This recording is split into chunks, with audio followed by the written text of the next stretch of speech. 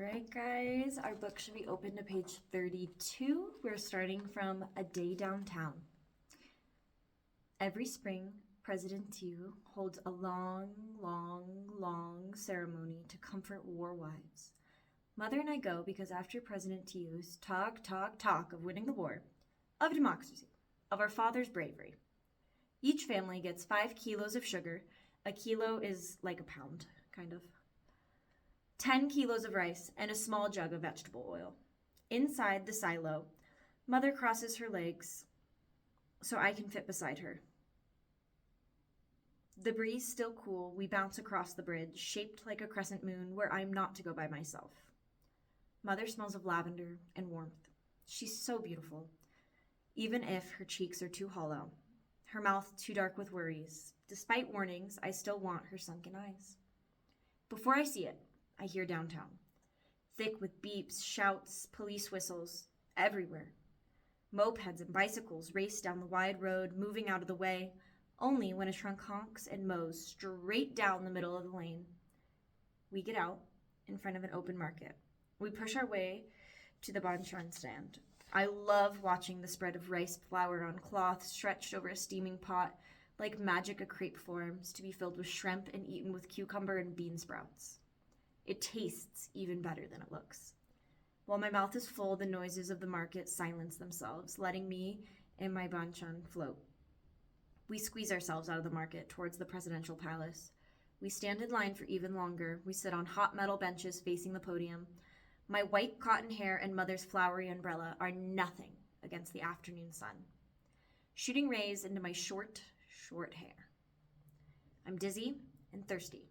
The fish sauce in the banchan was very salty. Mother gives me a tamarind candy. I've never been so thrilled to drink my saliva. Finally, President Tew appears, tan and sweaty. We know you have suffered. I thank you. Our country thanks you. Then he cries actual tears, unwiped, facing the camera. Mother clicks her tongue. Tears of an ugly fish. I know that to mean fake tears of a crocodile. Twisting.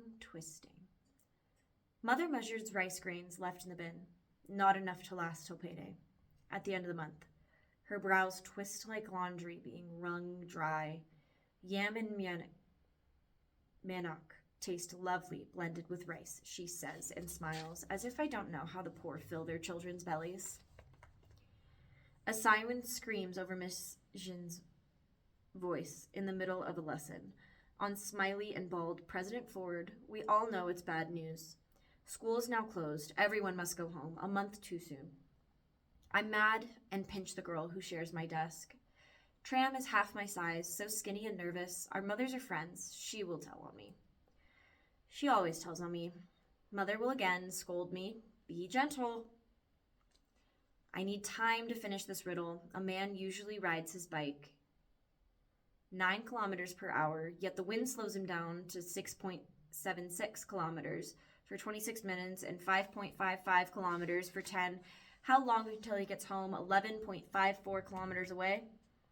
The first to solve it gets the sweet potato plant sprouting at the window. I want to plant it beside my papaya tree, where vines can climb the shade, ripening fruit. Again, I pinch Tram, knowing the plant will be awarded today to the teacher's pet,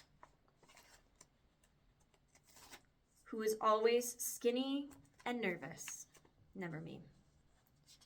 Promises. 5 papayas, the size of my head. A knee, 2 elbows, and a thumb cling to the trunk. Still green, but promising. April 15th. Bridge to the sea. Uncle Son, father's best friend, visits us. He's short, dark, and smiley, not tall, thin, and serious. Like father in photographs. Still, when classmates ask about my father, sometimes short and smiley come to mind. Before I can stop it. Uncle Son goes straight to the kitchen, where the back door opens into an alley. Unbelievable luck! This door bypasses the Navy checkpoint and leads straight to the port. I will not risk fleeing with my children on a rickety boat. Would a Navy ship meet your approval? As if the Navy would abandon its country. there won't be a South Vietnam left to abandon. You really believe we can leave? When the time comes, this house is our bridge to the sea. April 16th. Mother calls a family meeting. Ang Shan sold leaves of gold to buy 12 airplane tickets. Ba Nam has a van ready to load 25 relatives towards the coast. Mother asks us, should we leave our home? Brother Kwong says, how can we scramble away like rats, without honor, without dignity, when everyone must help rebuild the country? Brother Koi says, what if father comes home and finds his family gone? Brother Vu says, yes, we must go. Everyone knows he dreams of touching the same ground where Bruce Lee walked. Mother twists her brows. I've lived in the north. At first, not much will happen. Then suddenly, Kwong will be asked to leave college. Ha will come home chanting the slogans of Ho Chi Minh, and Koi will be rewarded for reporting to his teacher everything we say in the house. Her brows twist so much, we hush. April 17th. Shh. Brother Koi shakes me before dawn. I follow him to the back garden. In his palm chirps a downy yellow fuzz, just hatched. He presses his palm against my squeal. No matter what Mother decides, we are not to leave. I must protect my chick and you and your papayas. He holds out his pinky and stares until I extend mine and we hook. April 18th. Quiet decision. Dinner time. I help Mother peel sweet potatoes to stretch the rice. I start to chop off a potato's end as wide as a thumbnail, then decide to slice off only a sliver. I am proud of my ability to save, until I see tears in Mother's deep eyes. You deserve to grow up where you don't worry about saving half a bite of a sweet potato.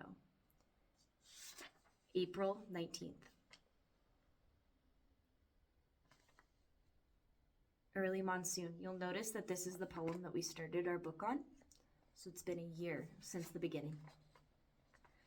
We pretend the monsoon has come early. In the distance, bombs explode like thunder. Lashes lighten the sky. Gunfire falls like rain. Distant, yet within ears, within eyes. Not that far away after all. The president resigns. On TV, President Xiao looks sad and yellow. What has happened to his tan? His eyes brim with tears, but this time they look real. I can no longer be your president, but I will never leave my people or our country. Mother lifts one brow. That's what she does when she thinks I'm lying. April 21st. Watch over us. Uncle Sun returns and tells us to be ready to leave any day. Don't tell anyone or all of Saigon will storm the port. Only Navy families can board the ships. Uncle Sun and Father graduated in the same Navy class. It was mere luck that Uncle Sun didn't go on the mission where Father was captured. Mother pulls me close and pats my head. Father watches over us, even if he is not there. Mother tells me she and Father have a pact. If war should separate them, they know to find each other through Father's ancestral home in the north. April 24th. Crisscrossed packs. Pedal, pedal, Mother's feet push the sewing machine. The faster she pedals, the faster stitches appear on heavy brown cloth. 2 rectangles make a pack. A long strip makes a handle to be strapped across the wearer's chest. Hours later, the stitches appear in slow motion, the needle a worm laying tiny eggs that sink into the brown cloth.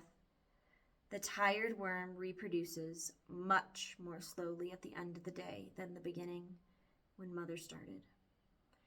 The first of 5 bags. Brother Koi says too loudly, "Make only 3.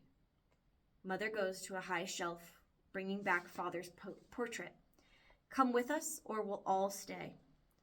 Think, my son, your action will determine our future. Mother knows this son cannot stand to hurt anyone, anything. Look at father. Come with us, so father will be proud. You obeyed your mother when he's not here.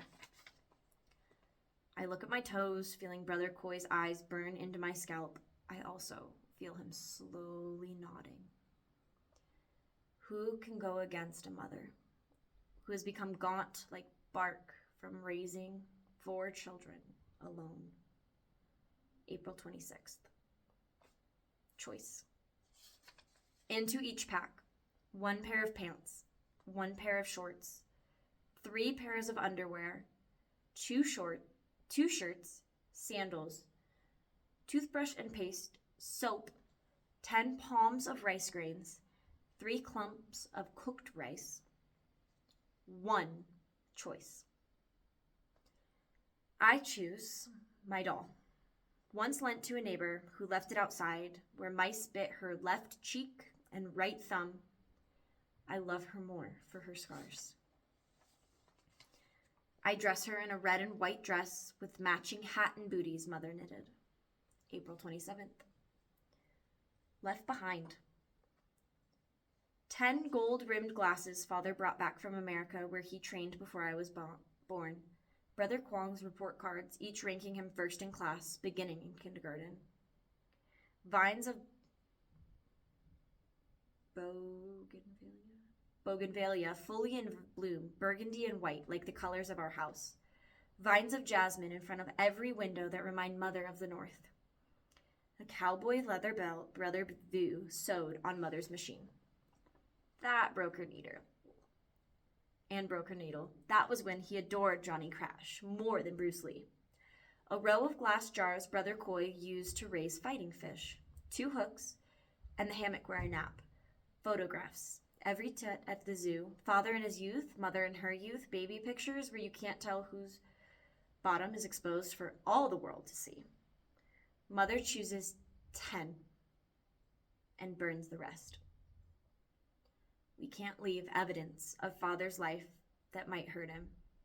April 27th, evening. Wet and crying. My biggest papaya is light yellow, still fleckled with green. Brother Vu wants to cut it down, saying it's better than letting the communists have it. Mother says yellow papaya tastes lovely dipped in chili salt. You children should eat fresh fruit while you can.